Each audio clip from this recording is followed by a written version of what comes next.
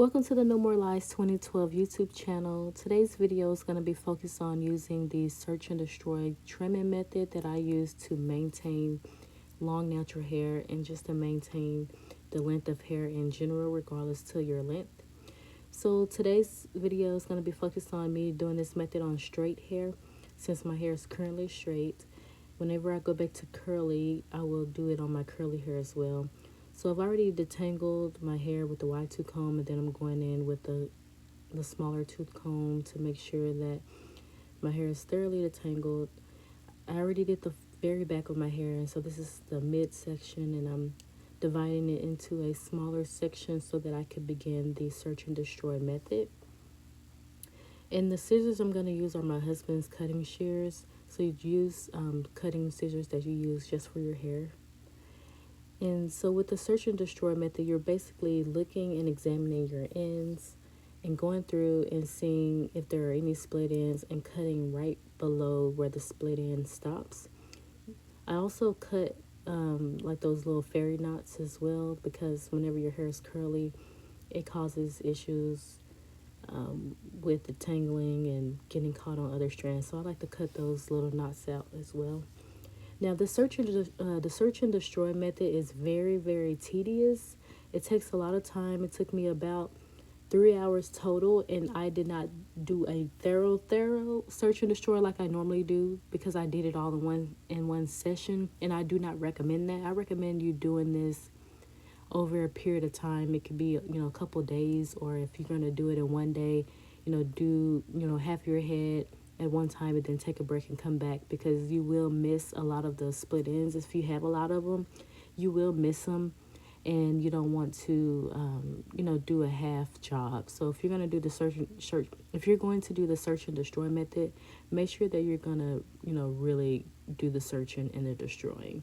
So throughout this whole video, you'll see me checking multiple times for each section that I do. For this particular section, you can see that I, examining like even further up the strand to make sure that there's no additional split ends along the strand of the hair, because you can have that happen as well.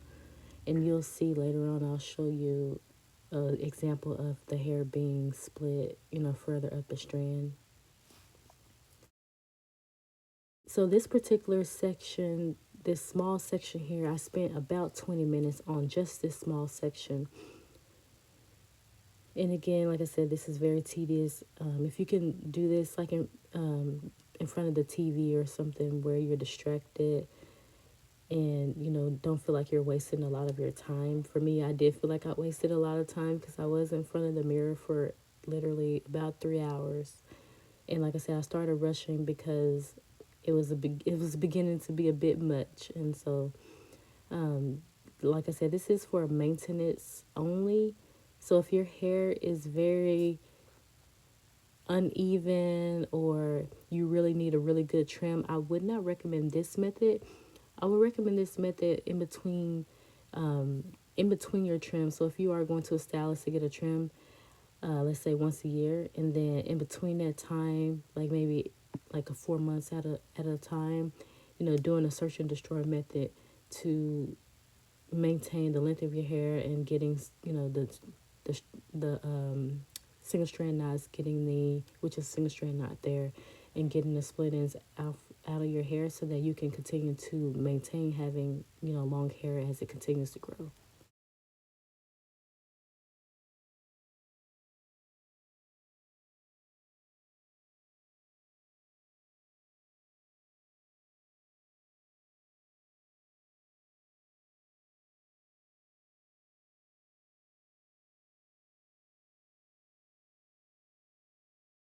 And so the ends of my hair, they look a little raggedy right now. It is going on 7 weeks since my hair has been straightened. And so the hair is starting to look old now, and it's time for me to really wash my hair. And so I do a little mini trim at the end of the video, so stay tuned for how I do that. And I don't cut off a whole lot, because my hair is really old now, and I can't really tell what needs to be cut and what doesn't. The ends of my hair, feel good after I did the little trim I did. And so, like I said, whenever I'm back coily or curly again, I will do this method on coily hair so you can kind of see the difference in how it's done on straight hair versus curly hair. But pretty much it's the same, making sure your hair is divided in sections and working in smaller sections and taking your time and going through and making sure you're searching, looking at the length of the strand to make sure that there's no additional split ends on the on the hair shaft versus just looking at the very end of the hair. And here, this is a moment where I show you that my hair is split further down the end of the hair, even though there was not a split end at the tip of the hair. And I just cut that off. And that's the benefit of the search and destroy method. Instead of, cutting off, like that was about 2 inches of hair taken off. Instead of taking off 2 inches of hair all the way around and feeling like you have to start over again with trying to retain length, you just cut off what needs to be cut off from each individual strand.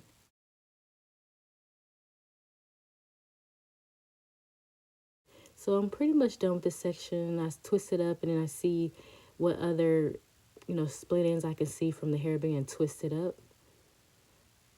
And I kind of go through the length of the hair from the ends that are not completely in the twist and seeing, what has a split end on it and cutting that off.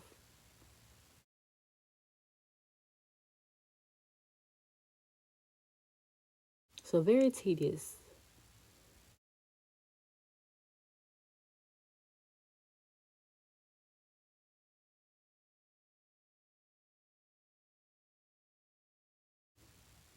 Get a little silent check there. So did my whole head off camera because this video would be extremely long. And so here I'm going to go ahead and do a little bit more of the search and destroy. And then I'm going to get ready to do a mini trim. Disclosure, after I got my hair trimmed from getting my hair straightened, a week or two later, I did trim probably about half an inch, almost an inch off of my hair, just because I already knew I needed probably upwards 3 to 4 inches off my hair. So I cut a little bit more off after I got a trim, and then I cut a little bit more off here. And I like my hair to be divided down the middle because I am a middle part wearer, and I like my hair to fall just down the middle.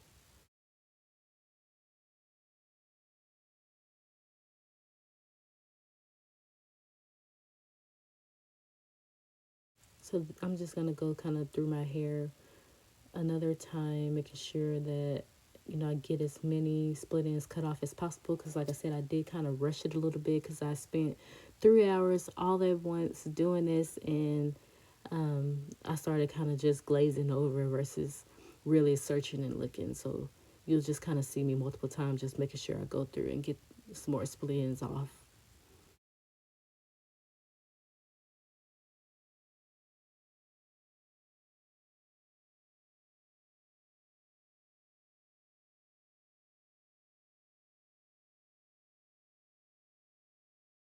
A little lint check there. So just a little past tailbone length.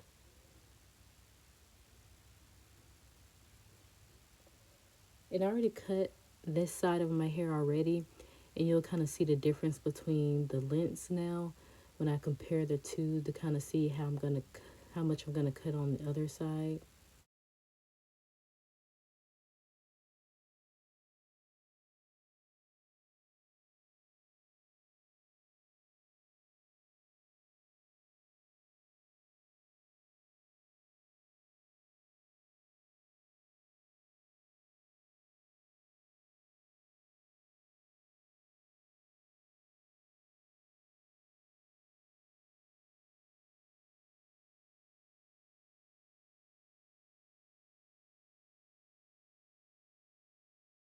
So again, just kind of going through the ends again, making sure I get any other split ends that I missed from before when I kind of rushed through it once I spent so much time doing this.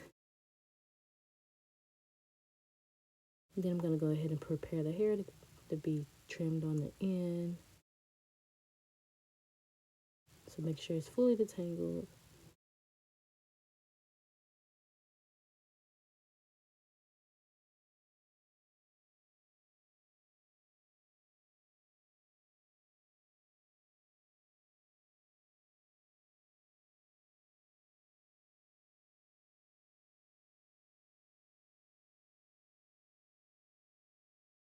And I cut off probably about a quarter of an inch all the way around. And I only show this part because, like I said, this is pretty tedious. So if you're interested in doing the search and destroy method, let me know. Like I said, I'll be putting out the curly version of this in a few months to come. And I put a little jojoba oil on the ends of my hair because I was going to get ready to wrap it up for the night. And this is it, the search and destroy method on how to maintain the length of your hair in between getting the actual trim.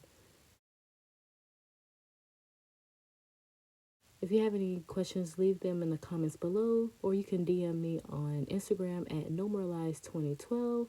I hope you enjoyed this video, and I will see you in the next one.